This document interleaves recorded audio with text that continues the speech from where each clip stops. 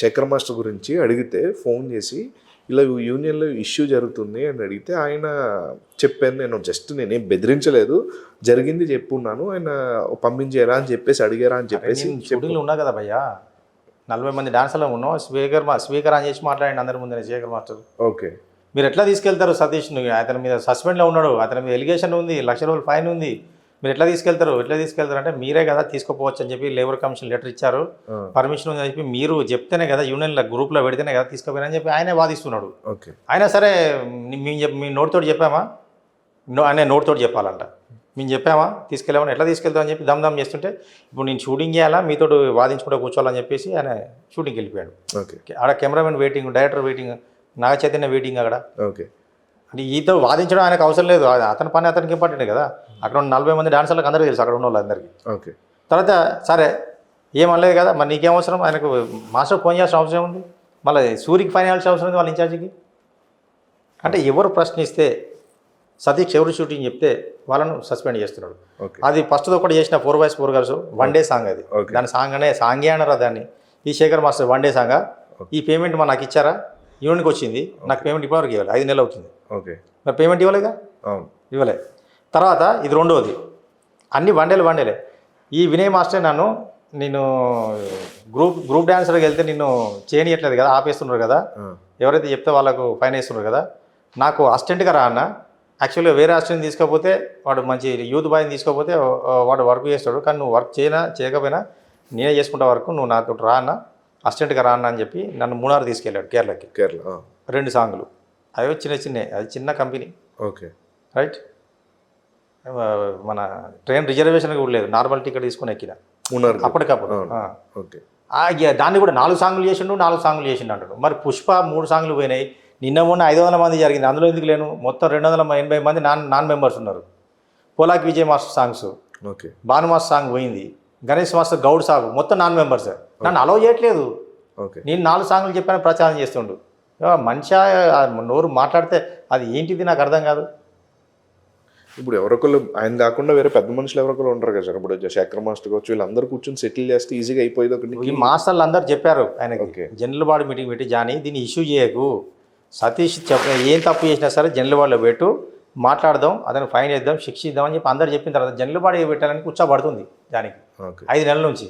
మళ్ళీ నిన్న ఒక బయట వచ్చింది, నేను సతీష్ గురించి మీటింగ్ ఎందుకు పెడతానండి, నాకు ఇన్సూరెన్స్ క్లారిటీ రావాలి, ల్యాండ్ గురించి క్లారిటీ రావాలి, ఇంకేదో క్లారిటీ రావాలి, ఇవన్నీ క్లారిటీ వచ్చినాక పెడతా అంటే ఇప్పుడు 8 నెలల నుంచి రాని క్లారిటీ ఇంకా ఎప్పుడు వస్తుంది? ఎన్ని టర్మ్స్ సార్? జస్ట్ జనరల్గా ఎన్ని ఇయర్స్ ఉంటుంది సార్? 2 ఇయర్స్ ఆల్రెడీ 8 నెలలు అయిపోయింది అంటే 40% పీరియడ్ లెఫ్ట్, ఇంకా 60% ఉంది, ఇంకో 6 నెలల దాకా పెట్టకపోవచ్చు. అంటే అప్పటిదాకా నీ ఇట్లా చచ్చిపోవాలా వర్క్ లేకుండా? చెప్పండి. అంటే ఇది దుర్మార్గమా కదా?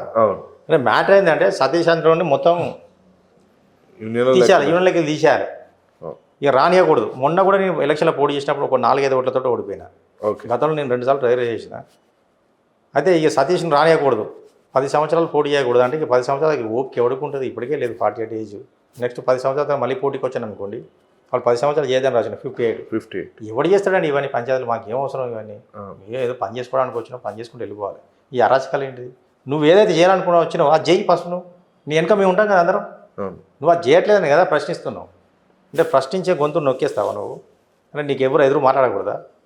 కమిషనర్, జాయింట్ కమిషనర్ అని చెప్పాడు, నువ్వు ఇప్పుడు ప్రెసిడెంట్ జాని, నువ్వేం పర్మనెంట్ కాదు, నువ్వు ఓనర్ కూడా కాదు, నువ్వు పర్మనెంట్ కాదు, ఓనర్ కాదు, నువ్వు వెళ్ళిపోతే ఇంకా 100 మంది వేరే వాళ్ళు వస్తారు.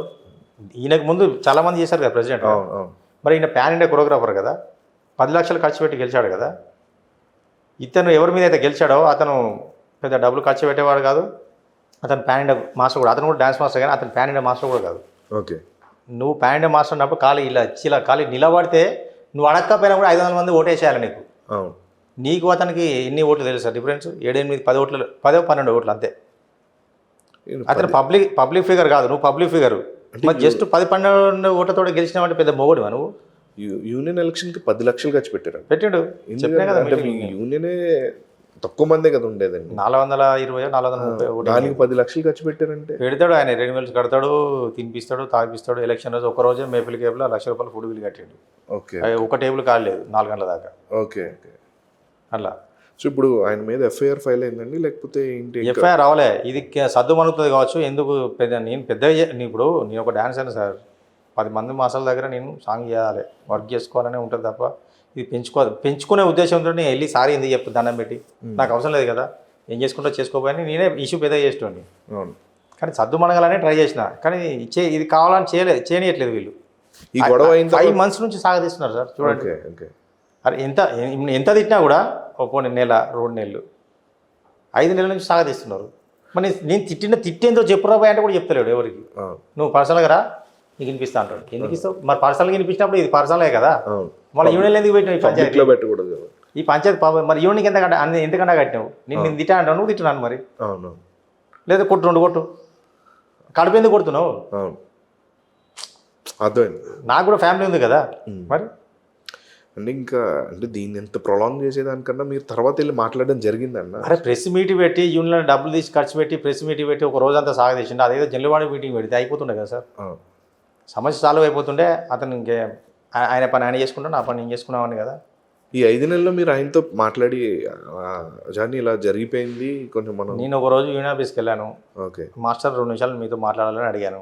ఓకే. లేదు ఏదైనా ఉంటే కంపెనీలో మాట్లాడుకో ఓకే అన్నాడు. అయిపోయింది. నా తరఫున కొంతమంది మాస్టర్లు ఫోన్ చేసి మాట్లాడారు. ఆయన నైనే అంటుండు. సో ఇంకా ఫైనల్గా మీరు ఇప్పుడు ఏం చేద్దాం అనుకుంటున్నారు? నా న్యాయం జరిగేదాకా పోరాడతా. అది ఎంత దూరమైనా పర్వాలేదు. నాకు ప్రభుత్వం సపోర్ట్ ఉంది, కాంగ్రెస్ గవర్నమెంట్ ఉంది. నేను ప్రభుత్వ పెద్దలతో మాట్లాడుతున్నా. ఇక్కడ సినిమా ఇండస్ట్రీలో కూడా మొత్తం చాంబర్ వరకు వెళ్ళిపోయింది మ్యాటర్. ఓకే. మొత్తం ఆ ఇండస్ట్రీ పెద్దలకు కూడా తెలిసింది. ఓకే. ఆడ పవన్ కళ్యాణ్ సార్ కూడా కంప్లైంట్ ఇచ్చున్నా. అది ఈ జానీ అరాచకాలు స్టాప్ చేయాలి. ఇతను మాకు ప్రెసిడెంట్కి అవసరం లేదు. ఇంకేమంటున్నా అంటే ఇలాంటి ఒక ఈ ఇండస్ట్రీ నుంచి ఫిల్మ్ ఇండస్ట్రీ నుంచి ఒక 5 సంవత్సరాలు మినిమం ఒక 5 సంవత్సరాలు బ్యాన్ చేయాలి ఇతను. ఇతను బ్యాన్ చేస్తేనే ప్రొడ్యూసర్లు బాగుపడతారు, డాన్సర్లకు న్యాయం జరుగుతుంది. ముఖ్యంగా డాన్సర్ల గురించి చెప్తున్నా. నేను పోరాడే డాన్సర్ల గురించి. పర్సంటేజ్ వాడుతున్నానని చెప్పి నేను ఎందుకు ఫైట్ చేస్తున్నా? నా ఒక్కని కోసం కాదు కదా. నేను ఆ ఇస్మార్ట్ శంకర్ గురించి గట్టిగా మాట్లాడేందుకే మొన్న ఇస్మార్ట్ శంకర్ 2లో సెకండ్ సాంగ్ ఇక్కడ హైదరాబాద్లో జరిగింది. ఓకే. మన డాన్సర్స్ 30 మంది వర్క్ చేశారు. ఓకే. నేను మాట్లాడి ఉండకపోతే చేసిన తప్ప మళ్ళీ చేసేవాడు. మళ్ళీ బాంబే డాన్సర్లు మొత్తం బాంబే డాన్సర్లు పెట్టుకునేవాడు. అంటే కొంచెం ఏదో భయం వచ్చింది కదా ఆయనకు. ఆ భయం వచ్చింది కాబట్టి మా వాళ్ళు 30 మంది వర్క్ చేసేళ్ళు. కేవలం ఆ రోజు మాట్లాడమని కూడా చెప్తున్నా. నేను ఎవరికి భయపడేది లేదు అని కూడా చెప్పి ఆడు భయపడేది. ఇవి వానికి ఎవరు భయపడుతున్నారు? ఫస్ట్ ఆఫ్ అసలు అతనికి ఎవరు భయపడుతున్నారు? మరి ఇక్కడ ఎవరు భయపడుతున్నారు అంటే ఆయన భయపడాలని చూస్తున్నాడు. పవన్ కళ్యాణ్ పేరు చెప్పి నేను ఒక పాన్ ఇండియా ముసుగులో ఇవన్నీ భయపెట్టాలని చూస్తున్నాడు. ఓకే. అంతే. అతనికి ఎవరు భయపడతలేరు. జనసేన పార్టీలో ఒక కీలక పదవి కూడా ఆయనకి ఇచ్చున్నారు కదా ప్రచారం. మరి జనసేన పార్టీలో పదవి ఉన్నప్పుడు జనసేనలో ఉండాలనుకున్నప్పుడు వెళ్ళిపో, పొలిటికల్ వెళ్ళిపో. ఇక్కడ మాకు వద్దు, నువ్వు మాకు వద్దు అని చెప్తున్నావు. మా యూనియన్లో వైసీపీ అభిమానులు ఉన్నారు, టీడీపీ అభిమానులు ఉన్నారు, బీజేపీ వాళ్ళు ఉన్నారు, కాంగ్రెస్ వాళ్ళు ఉన్నారు, టీఆర్ఎస్ వాళ్ళు కూడా ఉన్నారు. నువ్వు ఒక్కడు జనసేన అయితే ఏం చేయాలి మేము? అసలు ఆంధ్ర రాజకీయాలకు హైదరాబాద్కి సంబంధం ఏంటి? ఇక్కడ యూనియన్ ఆఫీస్ హైదరాబాద్లో ఉంది. నీ అమరావతిలో ఉంటే నువ్వు ఏమైనా చేసుకో, మేము రాము, మేము అడగాము. అంతే కదా సార్? అంతే. మరి ఈ పార్టీకి పొలిటికల్కి ఎందుకు చేస్తున్నాడు? పొలిటికల్ ఇంటర్వ్యూలు కూడా ఇస్తున్నాడు. చాలా బయట చూశాను నేను యూట్యూబ్లో. జనసేన ఏంటిది, వైసీపీ ఏంటి, ఈయన ప్రచారం ఏం చేశాడు ఏంటి అని ఆ యూనియన్ ఆఫీస్లో కూర్చొని ఇస్తున్నాడు. యూనియన్ ఆఫీస్ను జనసేన పార్టీ కోసం వాడుకుంటున్నాడా ఏంటి నాకు అర్థమైతే లేదు. అందుకోసమే ఈ సగం ఫ్లోర్ కబ్జా చేశాడా? ఇది కూడా గమనించాలి అందరూ. సో దాని గురించి కూడా మనం మిగతా అంటే మీరు ఒకళ్ళైతే అనుకోవచ్చు, మిగతా వాళ్ళు అందరూ ఉన్నారు కదా, దాన్ని ఎందుకు అలా చేస్తున్నారని చెప్పి ఎవరికి క్వశ్చన్ చేసే ప్రయత్నం కూడా చేయలేదు. పండు బలగాలంటే కొంచెం టైం పడుతుంది సార్. పిందె కాయ అక్కడ నుంచి పండు దశకు వచ్చి పలిగేదాకా టైం పడుతుంది. ఇది స్టార్ట్ అయింది, ఎప్పుడో పలుకుతుంది పక్క. అండ్ జానీ మాస్టర్ ఇంకో విషయం కూడా చెప్తున్నాను, కావాలని కాంట్రవర్సీస్ లాగుతున్నారు అండ్ నా ఫేమ్ ఉంది, నాకు ఇప్పుడు జనసేన పార్టీ ఉంది, ఇట్లన్నింటి వల్ల ఇప్పుడు నాకు కావాలని నా పేరు మెన్షన్ చేస్తున్నారు. ఇటీవల రేవ్ పార్టీ విషయంలో కూడా ఆయన పేరు వచ్చింది. అసలు ఎందుకు వ్యక్తిగతంగా అంత పర్సనల్గా జానీ మాస్టర్ని టార్గెట్ చేయడానికి రీజన్ ఏంటి? అంటే ఈ రేవ్ పార్టీ విషయం అయితే నాకు తెలిసినంత వరకు అతను కూడా పబ్లోకి వెళ్ళే అలవాటు ఉంది. ఓకే. అతనికి కూడా రకరకాల షోకులు ఉన్నాయి. ఓకే.